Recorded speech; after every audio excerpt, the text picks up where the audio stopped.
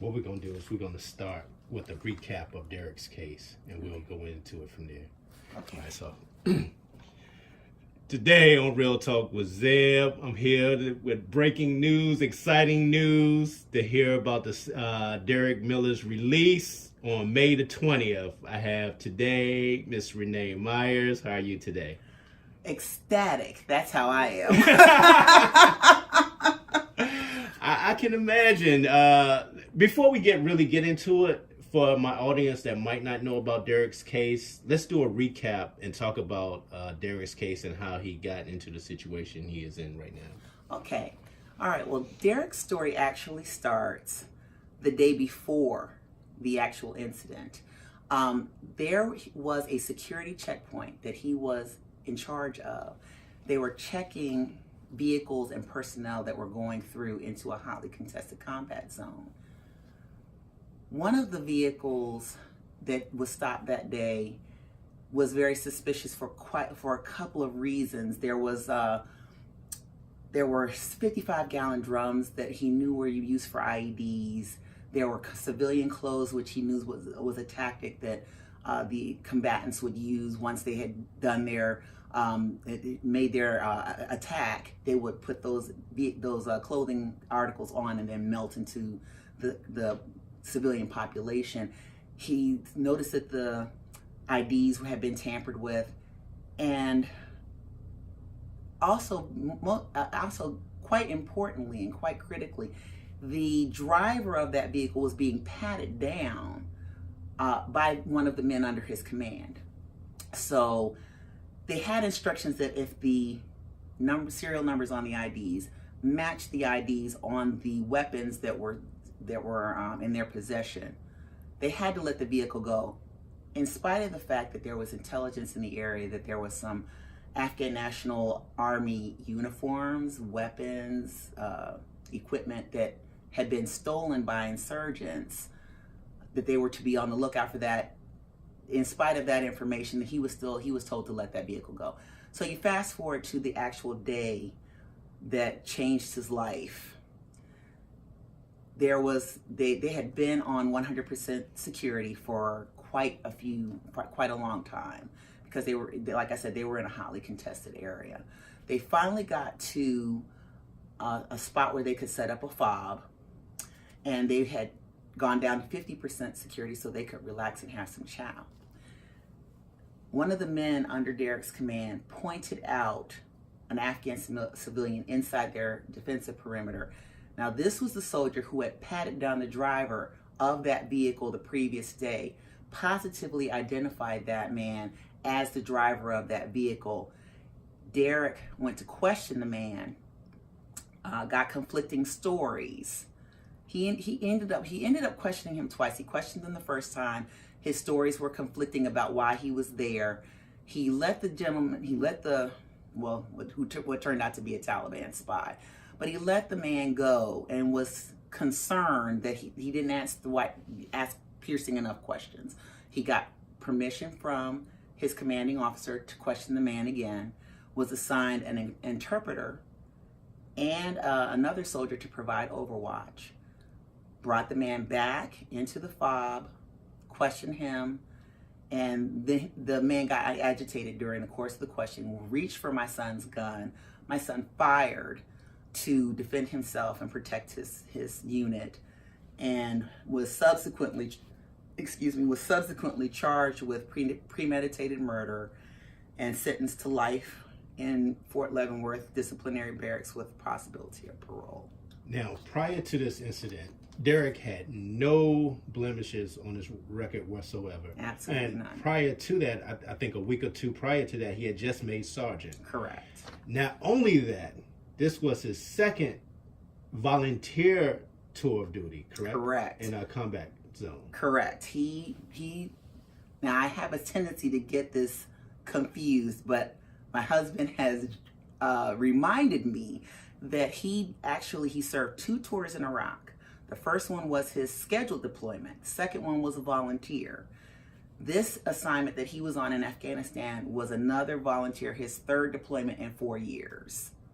And as you said, sterling record, just exemplary reviews, excelled at every task that he was given, never had any history of violent infractions, no criminal record, no nothing. I mean, he never even had a parking ticket before this. And then he's accused of premeditated murder and sent away for life. And the circumstances of the trial were just questionable. The witnesses against him, one was the Afghan interpreter, who originally did not even want to be involved, was offered a stipend and a visa to come here and testify against my son. He's currently living here. As far as I know, he is still living here, walking around free, while my son, who it was incarcerated, which was just upside down and backwards in anyone's universe. And then the second witness was pressured into changing his testimony. He was due to be discharged. He was going to demob and go get married. He was engaged to be married. And when he was threatened by CID that he was going to be charged as an accessory and detained, he said whatever they wanted him to say so that he could go home. So these are the two star witnesses against my son. Everything else that was said in that courtroom was hearsay testimony by people who were not even there. And in a civilian court of law, none of this would have been permissible. They didn't even have so much as a picture of the crime scene. They had a whitewashed building that could have been anywhere in Afghanistan and built an entire case based on hearsay testimony. No forensic evidence whatsoever was collected. There was, like I said, not even a photograph of the body, nothing. How did they come up with the determination of premeditated murder? You know, this is something that has just plagued me ever since that day. Because when you're in a combat zone and you know that at any moment an enemy combatant could threaten your life or the life of your men, you're armed and ready to carry out the mission to basically to destroy the enemy. That's premeditation in itself. You cannot apply that kind of logic to a combat situation.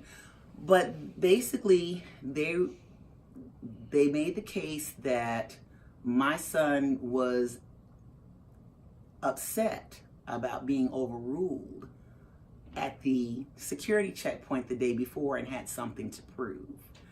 Lost his cool and overreacted in the interrogation. Now, that whole argument is specious for so many reasons. Repeatedly over the course of the 3 days that trial went, everyone, including his commanding officers, the men he served with, the people who evaluated him, all repeatedly said that Derrick had a cool head. He was cool under fire. He was responsible. He was, what did they call it, squared away soldier.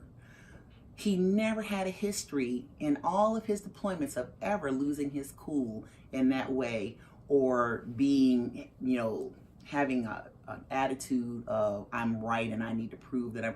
None of that was ever part of his service record, his psychological profile, so for them to all of a sudden come up with that as a reason for him to take a life was just ridiculous on so many levels, which is one of the reasons why we just felt like the determination had been made of what the outcome of that trial was going to be before we ever stepped in that courtroom. Do you feel that the reason behind that was to keep diplomacy in the region? Most definitely. I distinctly remember towards the end of the trial, the commander of the operation at the time was called to the stand, and he started to talk about meetings that were held with the local government, the Afghan National Army officials, to come up with a mitigation plan. As soon as those words came out of his mouth, it was immediately moved to be stricken from the record, and they hustled him off of that stand as fast as they possibly could. But those words have stuck with me from that day to this, because as soon as I heard that, it became clear to me that somebody, they had to promise that somebody was going to pay in order to keep this situation from boiling over. And that someone was my son. He did everything he was supposed to do. He followed the chain of command. He followed the rules of engagement. He did everything by the book. But they needed an example. And my son became that example. Just going through this with Derrick, you've probably discovered there are many more soldiers and families are going through similar situations. Unfortunately, it was a shock to me to have this happen to my son, because he was so certain that when we went to trial that he was going to be vindicated, that the truth was going to come out and he was going to walk out of there a free man. And when that did not happen, it was such a devastating blow. But the thing that was even more devastating to me was when I found out how many men were already there under similar circumstances to my son.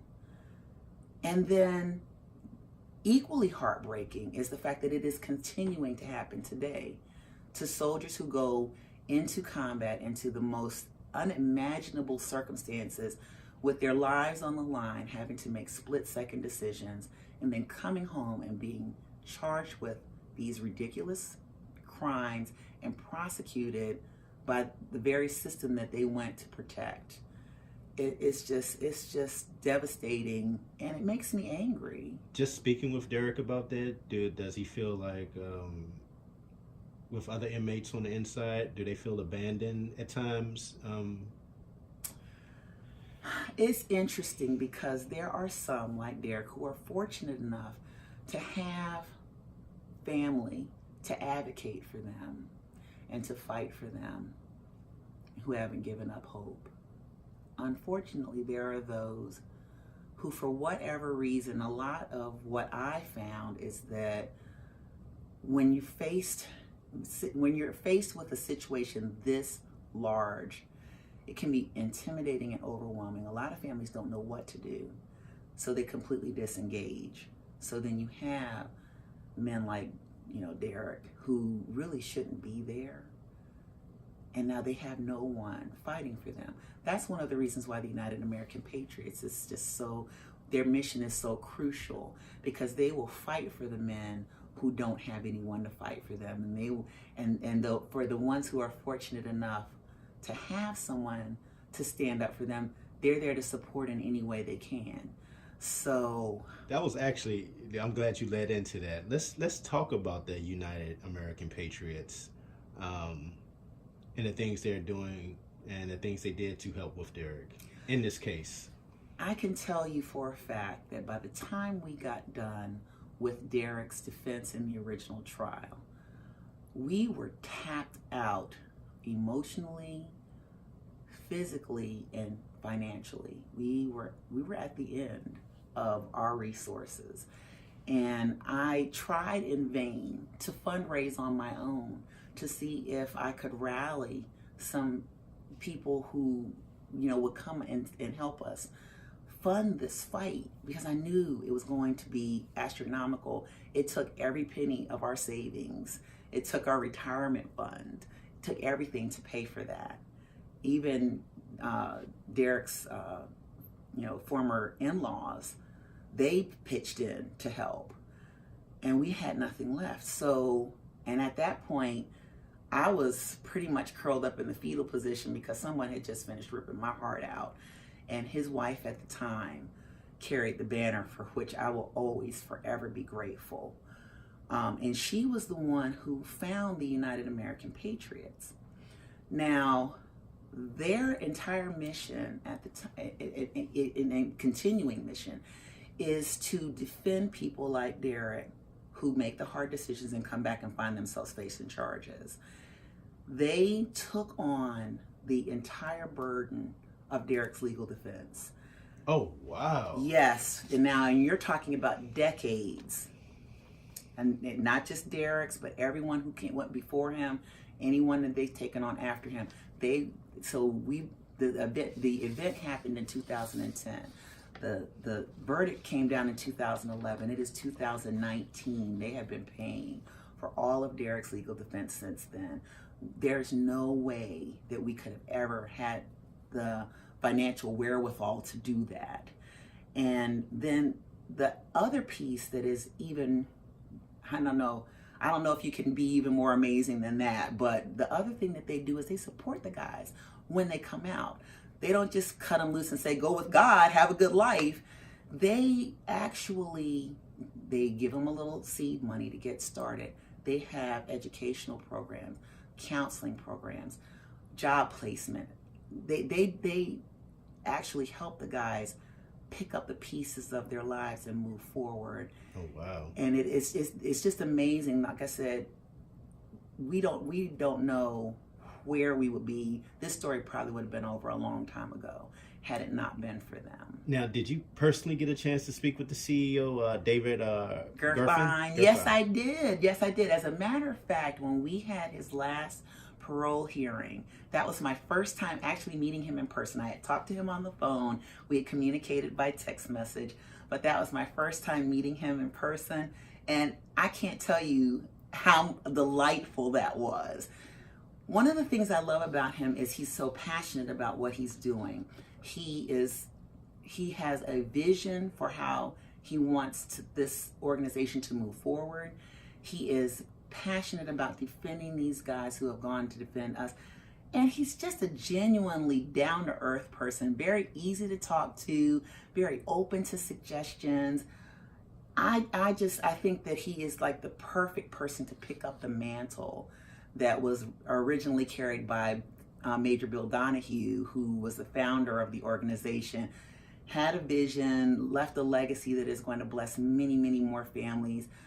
I really, really hope that one day their mission won't be necessary. I really would like to think that there will be a day when our men and women can put on the uniform and answer the call to defend our country and not have to worry about being in a predicament like Derrick has been in. And if that day... That can be very dangerous for a soldier to have to second guess himself, not knowing, oh, is this going to cost me my life, or will I go to prison? There have been documented cases where there were soldiers in the field who had to make that choice and decided that they would rather die than come home and be charged. It's unfortunate. People will be paralyzed with indecision in the heat of battle because they don't have the confidence that they're going to come home and have the support of the military that they're serving so faithfully. And it has cost lives. It's inexcusable. It has to be stopped. What was Mr. Gerfine's thoughts when he first heard about Derrick's case? He was outraged. He understood Derrick's situation in a way that a lot of people couldn't, because he went through that situation where he had been unjustly charged. Wow. Yes, he had been unjustly charged. But you know, his story ended differently. He was able to be exonerated and to move on with his life. So when he heard Derrick's story, it touched him in a way that, you know, a lot of people they can't relate to because they haven't been there. So when he heard Derrick's story, he was like, what do you need from us? What else can we do? So, like I said, it's been an amazing experience getting to know him, seeing his vision for the UAP and his unmitigated, unwavering support of our family. He actually plans on being present when Derrick is released. Oh, wow. Yes. So hopefully I get a chance to speak with him. You will be so blessed by getting to meet him. I was trying to be sensitive to whether or not Derrick just wanted family there. And as far as Derrick's concerned, David is family. So Bull is going to be there. Oh, wow. That's great news to hear. Let me ask you, when did you actually get the call from Derrick when he that he was coming home? When did you actually get? And where were you? And how excited were you when you got that news? That is a very hilarious story. Let me tell you. I was at work actually, and Derrick and I had this conversation many times. I'm like, baby, as soon as you get that notice, because we go through all of the comportment of presenting the case and talking to the board and all of that. But then they do not notify us, they notify him. So he knew first. So he calls me at work, and we had that conversation. Now, as soon as you get that notice, you call me. You make sure you call me. I'm going to call you, Mom. I'm going to call you. So he calls me at work, and he tells me the news. He's like, Mom, parole was granted effective May 20th. I'm jumping up and down. I'm crying. I'm screaming. I'm laughing. Everything is going on at the same time. I'm jumping. I'm running up and down the hall. There's a little side hallway. It was one of the few places in the building that I call the cone of silence that actually gets a cell reception. So I'm running up and down this hallway. I can't contain myself. I feel like I'm going to explode. And then all of a sudden, it occurs to me. I look at my phone and I'm like, why are you so calm? Because he tells me this as though he's telling me that I need to go to the store and pick up a loaf of bread. Okay? He is just utterly calm when he's telling me this. I'm like, why are you so calm? Turns out he got the notice the day before, but all the phones were down. Oh. So he could not call so anyone. He had to keep that news so he probably was like, the whole day before. By the time he called me, he had a whole day to live with it. So he was able to be calm when he told me, I'm like his mother. I'm running up and down the house. I'm jumping up and down. And my coworkers who know the story were like, oh my gosh, Renee must have gotten the call. So I go back, I tell my manager. I got tears streaming down my face. I'm laughing at the same time. She's like, what's wrong, Renee? I'm like, I got the call. Derrick's coming home. She hugs me. The folks on my aisle, they come in there all hugging me. And then I go back to my desk, and I'm if you've ever seen one of those Roombas when they hit a wall and then they turn, yes, and that was me in my cubicle. Where do I go? What do I do? And they're laughing, and then my boss says, Renee, does Craig know? My husband. Oh my gosh, I need to call Craig. So I call him, and I'm like, oh my gosh, we got the news. Derrick is coming home. He's like, that's extraordinarily good news. And I'm like, what's wrong with you? He's like, I'm with a customer right now. He's at work. I'll contact you as soon as I'm free. I said, I can't talk to you right now. I have to call somebody else. So I hung up the phone and I called our attorney. And I was like, Colby. He's like, what's going on, Renee? I said, I got the call from Derrick. He's coming home. The parole's effective May 20th. He goes, whoa! So loud that the people in the hallway can hear him through my phone. And I'm like, that's the reaction I needed. We're both jumping up and down. We're both ecstatic. And then about 15 minutes later, I get this text from my husband. He says, now I can celebrate. And he sends a picture of himself doing the happy dance. So it was just an incredible day. Even at that moment, it felt like it was happening to someone else. Because I was outside of myself. Because you've always been waiting for that call. Yes. Did you ever, I know, how many times did you envision that call over and over in your head prior to that call? It's interesting because I knew that I was going to be a blithering idiot when I got that call. I knew that. I just didn't know where I was going to be when it happened. So it pretty much unfolded exactly the way I thought it would. But it was one of those things, Zeb, it was one of those situations where you walk on faith and you trust that the deliverance is coming. It's kind of like when you're a kid and your mom says, I'm going to take you to go get ice cream. And you don't know when it's going to happen, but you trust mommy and daddy. Trust the process. You trust. And then and you want to, there's some times when it seems like it's not going to happen. And then finally they put you in the car, they take you and you're holding your ice cream cone.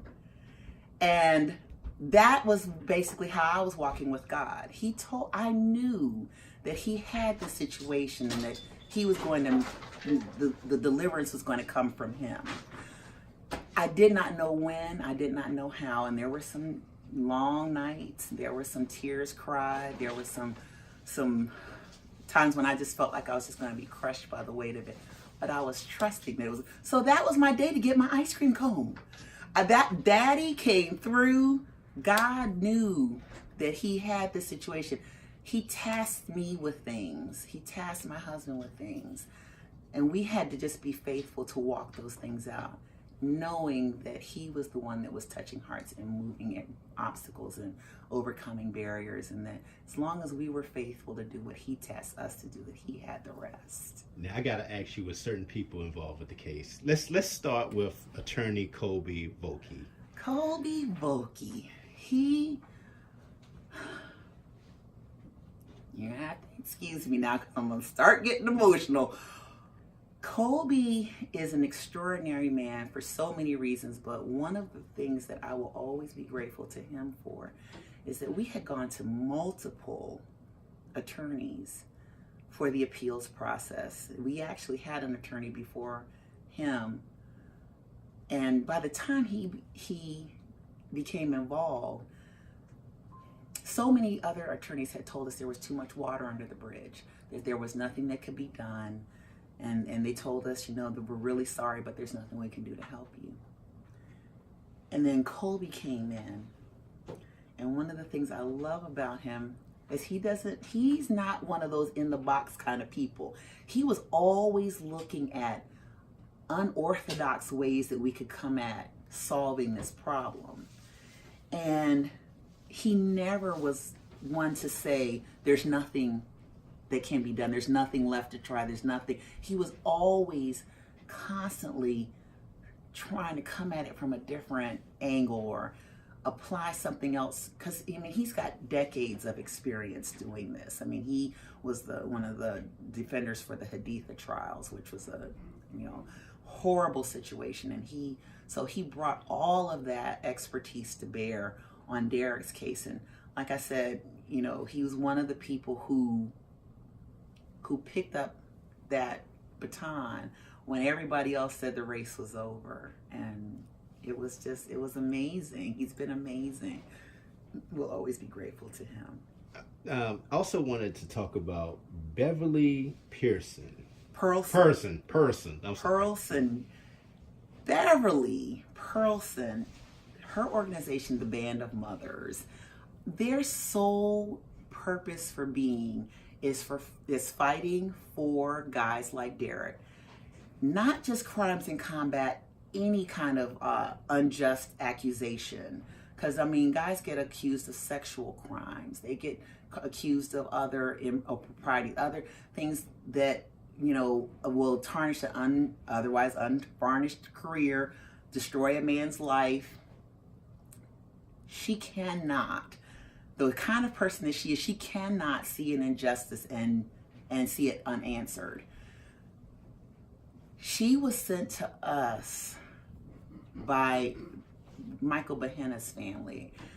Michael Behenna was another soldier who was put into an untenable situation, had to make a hard choice, and was prosecuted for it. He was paroled, I want to say 5 years ago now. I might have my timeline wrong, but when Michael walked out of there a free man, he didn't just walk out of there and say, see you later. He was thinking about the guys he left behind. And one of the cases that really weighed on his heart was Derrick's, because at the time, Derrick was sitting on a life sentence with no relief. And Beverly Pearlson was instrumental in helping to fight for him. So he talked to Beverly and said, Beverly, you got to help this guy. And Beverly, with all of her fierce determination and passion, contacted us and immediately got to work. And she took us by the hand when we had no idea what to do next and showed us how to, how to fight for him on Capitol Hill, how to advocate for him, how to try to get the word out in the media, things that we had no idea how to do. She taught us. and it was a constant source of advice and counsel, even after we felt like, okay, we were able to take the baton and, we would take the training wheels off and we could do it on our own. She was still there, and she still is, just helping us to find the most effective ways to fight. That's interesting, because like you said, taking it to Capitol Hill. Yes. Now, at this point, what congressman, I'll say this. I've heard Congressman Louis Gohmert from Texas was instrumental in Derrick's case. And who else was instrumental in Derrick's case? And also talk about Lou's involvement with the case. Well, this was a very difficult journey, because when you're attempting to solicit help from a congressman on the Hill, especially one that is not for your district, there is this unspoken rule called congressional courtesy. And that was something that's prevented us from really truly getting any help for about 3 solid years, because we had to go to our own congressman first, and at that time it was Chris Van Hollen. And we were not able to get, we were looking for him to spearhead the effort to get Derrick released, and it just wasn't happening. But when we I tried myself. So you know of what I speak. You know of what I speak. I sent him the video. Yeah. Yes. So it wasn't happening, and we went, to other offices, and constantly were being directed back to his office because he was for our district.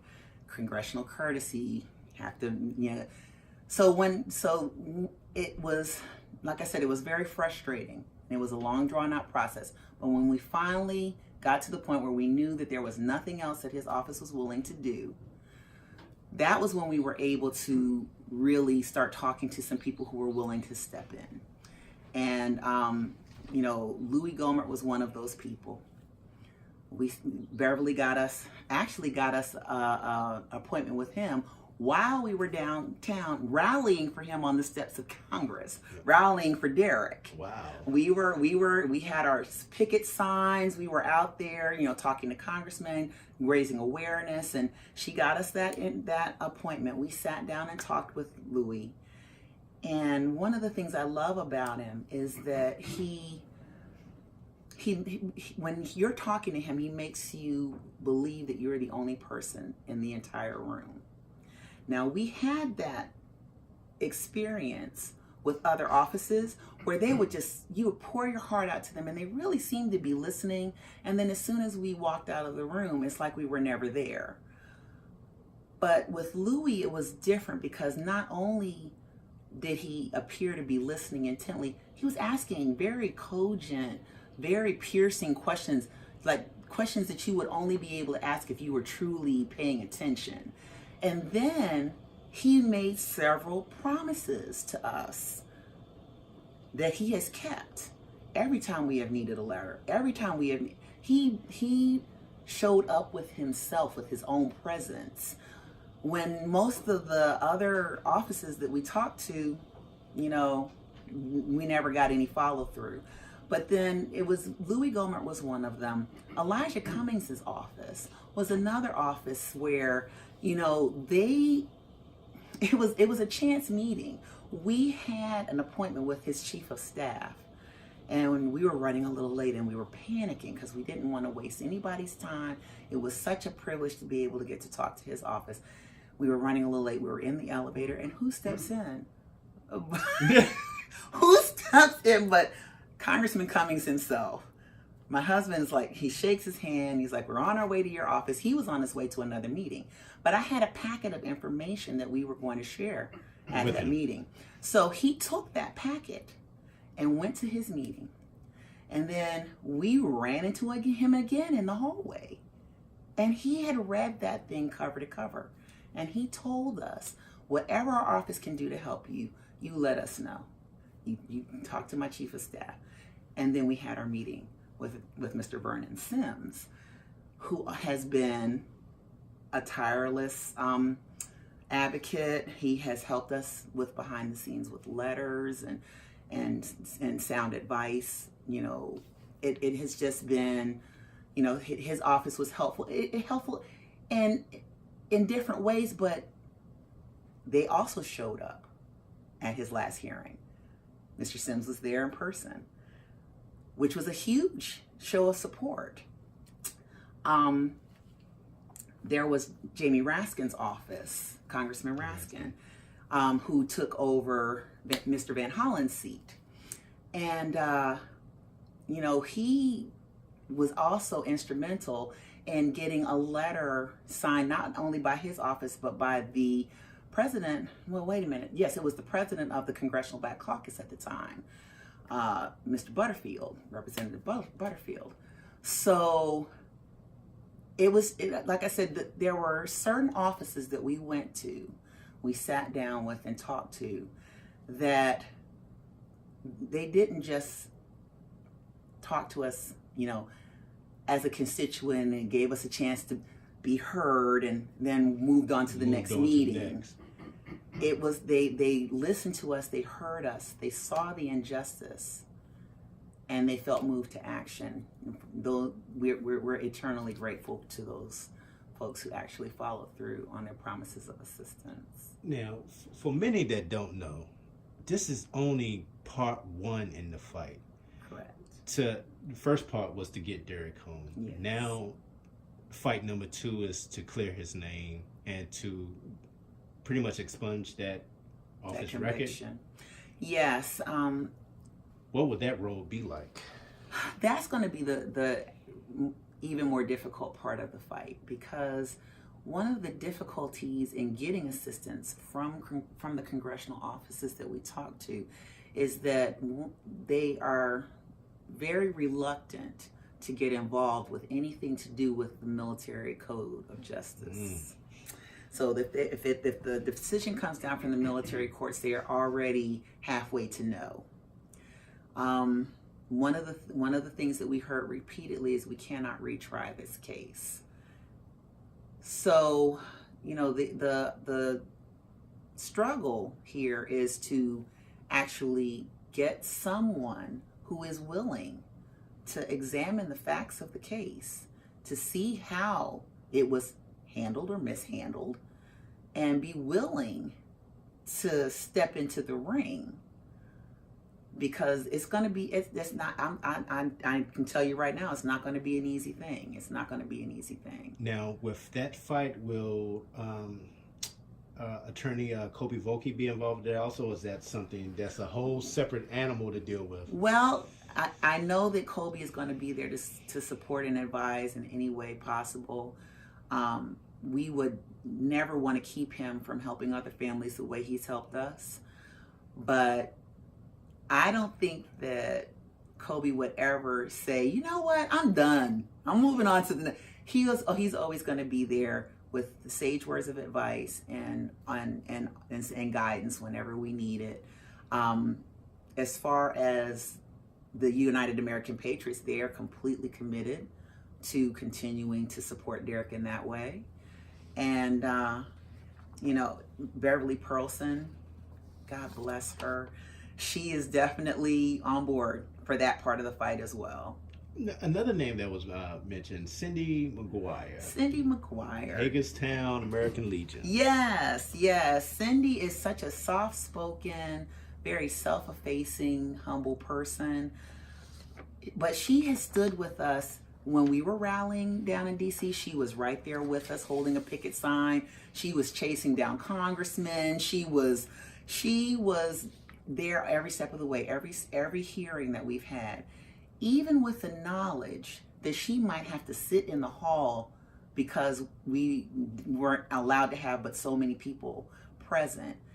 Even if she had to sit in the hall, she was there to support us and to let us know that we had the support of the Hagerstown Legion as well. So she has always been there whenever we needed any type of support. She has made arrangements for us to come and speak to the members of the Legion so that they can understand more about what's happening to Derrick and find ways that they could help. So she has just been an absolute godsend. I gotta ask you, how hard was it to get Derrick's story out to the mainstream media? It has been extremely difficult. One of the challenges that we have is that Derrick's story is not flashy. It's not sensational. The scandal it's not titillating. It is a deep-seated type of a scandal that would take somebody to really delve into and take the time to report on. It's not something that's just going to be covered in a 30-second soundbite. So, and Derrick as a protagonist in this story, you know, he is a black man from a humble family. We are hardworking people. You know, he was a hardworking soldier. It's hard to get traction in the mainstream media for a story like this that has much deeper implications than it seems to on the surface. Because what happened to Derrick could so easily happen to someone else's son or daughter.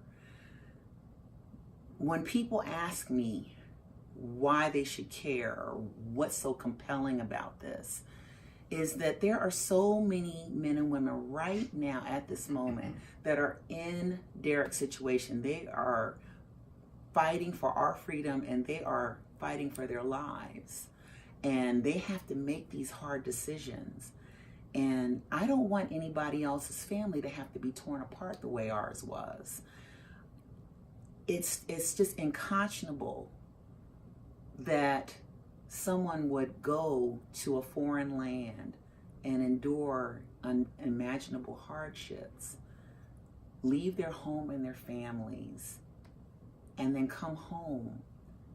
And they say in the military courts that you're innocent until proven guilty. But it was quite clear when we were there that we were trying to prove Derrick's innocence. Everything about that process was just so upside down and backwards. In a civilian court, you would never be allowed to admit hearsay testimony. There has to be a unanimous decision by the panel, you know, the jury that is trying the case. These things are not in place in military courts. Hearsay testimony is just fine. You only have to have 7 out of 10 to convict. What is their conviction rate? The conviction rate is a red flag in itself. I think it's somewhere near 90%. Oh, wow. So, you know, so basically what you're saying is that everybody that walks into that courtroom is automatically guilty. Now, my statistics may be a little bit off, but I know it is inordinately high, the conviction rate in the military courts. So it becomes a question, are you interested in the truth or are you interested in a conviction? And our experience was that they were far more interested in getting a conviction under their belts than they were at actually uncovering the truth of what happened. You know, I tell people about this story. I say a good movie to watch just to get an understanding of how the military court works is Rules of Engagement, in which I think Samuel Jackson was in. He was a Marine at the time over in the Middle East going through the similar situation. They actually hid the footage and got rid of evidence, and it was a tough story to watch. It's actually, you know, it would be wonderful if that only existed in the realm of fiction. But when you look at some of these cases, it's a reality. It is actually happening. I mean, there is one case, I cannot call the soldier's name. They tried him 3 times. 3 times. He was acquitted 2 times. And every time they charged him again, they removed some evidence. Every time they charged him again, they removed some witnesses or tampered with something. But they were not going to stop until they got their conviction. How is it that a man can be tried 3 times for the same crime? In a civilian court, that would not happen. But in a military court, it's absolutely acceptable. it's like, you think you've gotten your life back and you can move forward, and then here come the same charges again. So, like I said, they fight for us to be able to expect, a jury of your peers. There were only 2 people on Derrick's panel who ever had even seen any combat. Everyone else was administrative personnel. And they tried the prosecution tried their darndest to get those 2 removed. So, how are you being charged by a jury of your peers if no one understands what goes on in combat situations? In a hostile situation. Exactly. And, so that's what I'm saying. These men go and they fight and they sacrifice so much. Their families sacrifice so much for us to be able to expect certain things when we're facing similar charges. And those protections aren't in place for them. And it's just, there's no way. They deserve better. They deserve the best of everything. I want to go back to something you said a little earlier. When things seemed bleak and dim and it got to a point when you thought everything was over and you curled up into a ball. How did Derrick feel at the time when that process was going on? Did he feel hopeless also? Derrick was so certain. He was absolutely calm. He was calm as a man who is innocent can be calm in the face of persecution. Derrick was so confident that he was going to be exonerated that, he was absolutely fine, where I had my insides were all aflutter. When the conviction came down and I felt like my entire world had just been destroyed, he looked at me clear-eyed and he was like, "Mom, it's going to be okay." Now, I, to this day, could not tell you if he was just putting on a front for me to be strong. I was going to ask that. Do you feel... Or if because he said it with such conviction. I remember the day they took him away. It was a beautiful sun-drenched afternoon. A day where it seemed like nothing in the world should be wrong. And here is my son in handcuffs and leg shackles. And he's sitting on this bench. And I told him that day, I said, as long as there's breath in our body, we're going to be fighting for you. We're not going to rest until you're home. And he looked at me with utter clear-eyed confidence and said, "I know, Mom." Now, how do you give up in the face of that? Every time I felt like I was not going to be able to go forward another day, I would remember that clear-eyed gaze of my son, utter confidence that he knew that we were going to fight for him. And I would pick up the pieces of my heart and I would keep on going. Now, at that time when Derrick first went in, how old were his daughters at the time? Oh my gosh! So 2011, Karina was born in 2006. So that would have made her 5. She was 5 years old, and her sister was probably about 3, maybe even younger. Because, yeah. Now, has this ever come up with your conversation with Derrick, talking about time, something that you never get back? Mm-hmm. Does he feel any, I don't know what's the best word, resentment, bitterness towards the fact that for this amount of time he has been away from his daughters? That's something you can never get back. How much has that weighed on him mentally? It has been a very heavy burden for him to be away from his children as long as he has. As far as bitterness and resentment, I know that there are days that it's just hard for him to bear. But bitter, that's not what I get when I talk to him. Mm-hmm. He's so excited to move forward with his life. He's looking forward to picking up the threads of his life and moving forward. I don't hear a whole lot of anger or bitterness or resentment. Now, that doesn't mean he doesn't regret missing out on those things. I mean, it was, like I said, those girls were his reason for going on, for moving on and enduring what he was enduring. So I mean, as much as I know that my heart was broken for him being taken away from him, from me rather, he felt that way for his daughters being taken away from him. So it's something we talk about a lot, is that, you can't, bitterness and resentment is like swallowing poison and expecting somebody else to die. Mm-hmm.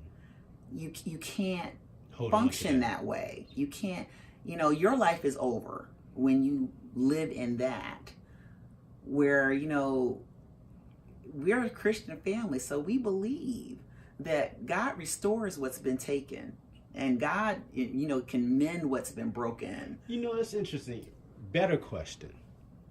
Do the kids feel anger about the fact that their dad was taken away from them? I have to, once again, give mad props to their mother for explaining the situation to them in an age-appropriate way. They understand that their father was away by no choice of his own, and they have managed to stay connected to him the best way they know how. I know that they had some emotional struggles as they have come through their little young lives, because there were times, you need your daddy he's not there. They're excited too, though. They're excited to have him back, and they're excited to, share all the things that he's missed, and, just go on. What was their thoughts when they got the news? I can't even imagine. Oh my goodness. See, now I was not there for that. My wonderful husband, they had been, they spend the weekend at Mima's house once a month. They had been over to our house and had left some things behind, as they usually do. And he had gone over there to take those items over to them, and he had this wonderful news to share. And the youngest, I don't even know if I can make the face, but the youngest, when she came down the stairs and he says, Daddy's coming home, right? And she went, she did the eyebrow raise, and she's like, yes, Daddy's coming home. She's so excited. And the older one, she's getting to that point where she's trying to be cool. She's 12. She's going to be 13 soon. She's trying to be cool, but she's super happy, that Daddy's coming home. So they're definitely looking forward to, being swept up in his arms outside of those walls that we visited him for so many years. Now I gotta ask you that. Coming home, did Derrick talk about the one meal he wanted when he comes home? Yes. As a matter of fact, we have his welcome home dinner already planned, because he absolutely loves my lasagna. So I will be making lasagna. He's a cheese monster like my husband, so he wants cheese garlic bread. And then he wants me to make a pecan pie, because that's his favorite. One of his favorite desserts is my pecan pie. So I'll be making that. So yes, we've got that all planned. We've got the welcome home dinner planned. One of the things that I had on my vision board for Derrick's coming home is I wanted to throw this gigantic party for him, and just so that I can embrace all of the people who have come and locked arms with us and fought with us, people who have never even laid eyes on us, who are just supporting us and rooting for Derrick, not just here in the States but overseas as well. And I was trying to figure out how I was going to make that happen. Well, the UAP is going to step in and do that. Oh, wow. The United American Patriots has already said that they're going to plan a welcome home party fitting for a hero. and they're going to extend the invitation to anyone who wants to be there. So I will definitely keep you posted on those developments. But, that's one of the reasons why I say God is good, because he knows the desires of my heart. And he also, so he provided that opportunity for them to come in and take care of that, knowing that I want to have this entire parking lot filled up with people celebrating my son coming home. And I knew I wasn't going to be able to do that, but they are. Oh, wow. I had a question now.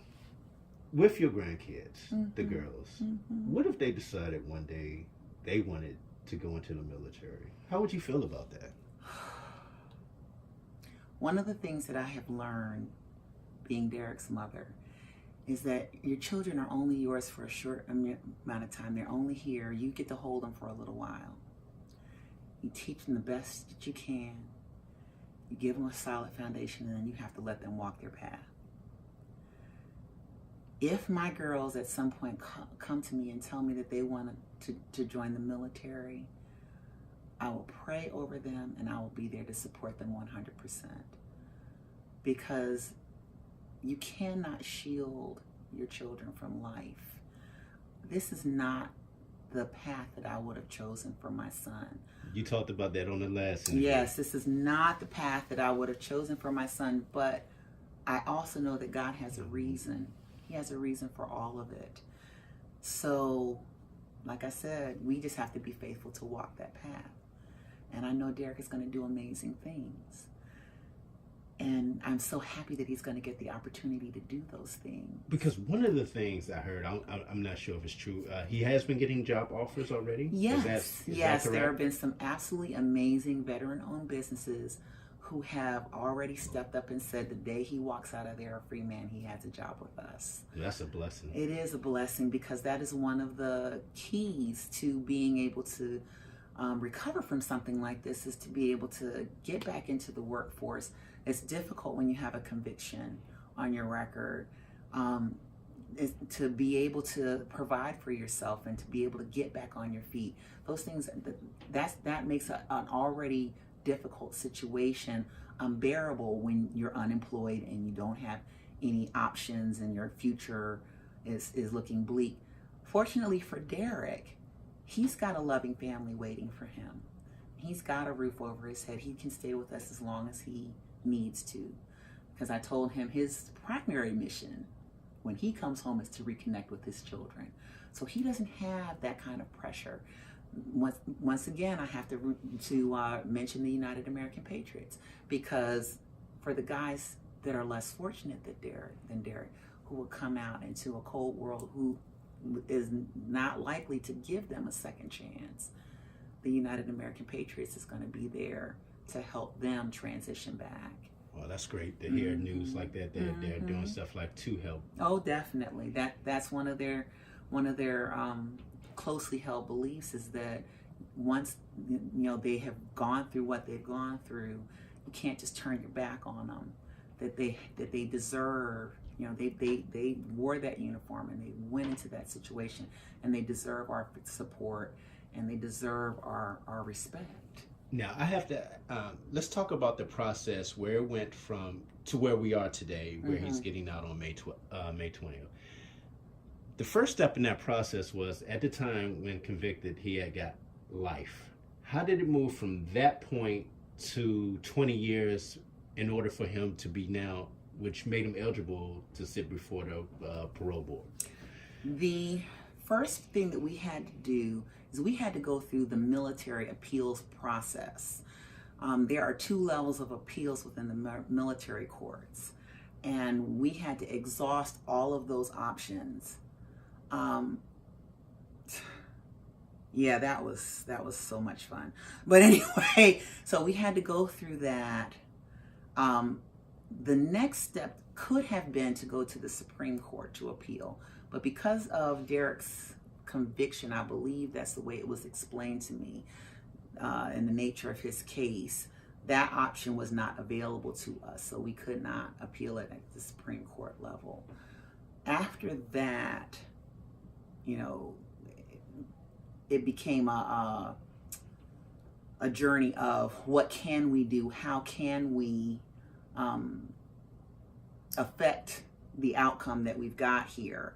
And that's when Beverly Pearlson came in and showed us how to advocate for him on Capitol Hill, because our only option at that point was to have some congressional advocacy on his behalf to have his sentence re-examined and brought into line with other cases like that.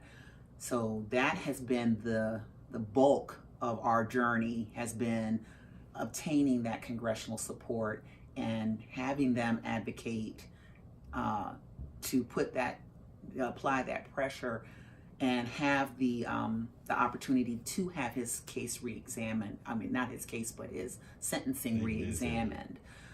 So once we were able to obtain that, and it was not just a congressional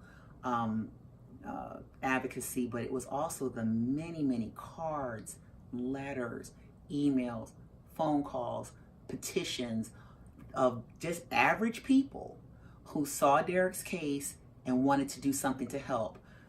Anybody who does not believe that they have an impact can just look at Derrick's case and see what motivated, concerned citizens can accomplish when their voices are joined. Because one of the things that was mentioned in one of the letters we received when we were told that they were going to give him the first hearing that reduced his sentence was because of all of the inquiries, the congressional inquiries, the citizen inquiries, the petitions, and all of that was one of the reasons why we got that hearing. So I don't want anyone for one moment to believe that their voice doesn't have power, that they can't affect change, because they can. Our family is living proof of that. So once that first hearing, and one of the things that was interesting, another lesson in patience, is it's called the Army Clemency and Parole Board. So at the time that they examined our arguments, when they made the determination that they were going to reduce his sentence and make him immediately eligible, they could have said effective such and such a date, but they chose not to. And to this day, I have no idea why, other than they just can. So they addressed the sentencing disparity, but they didn't make the parole immediately effective. They just said that he was immediately eligible.